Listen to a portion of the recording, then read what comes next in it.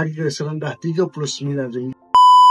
Baik, untuk tilam Korea mempunyai dua jenis tilam, dan Korea juga bagi package yang contoh kalau tuan puan nak beli tilam saja, memang Korea ada harga untuk tilam saja. Tapi kalau anda nak cantik rumah, dan kita ada frame sekali, mana kita ada katil sekali.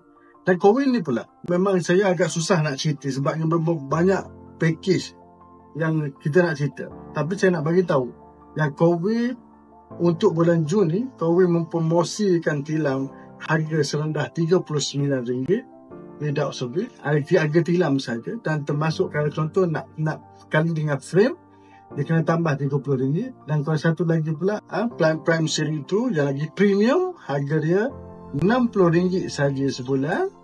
Nak tambah katil, kena tambah RM30 sebulan.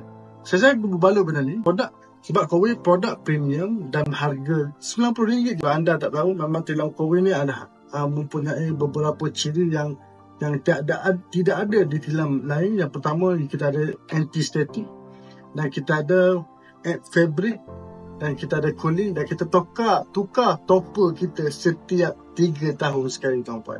So, apa-apa nak tanya saya lebih lanjut, banyak lagi saya nak cerita sebenarnya, sebab kita terhad dengan video ni.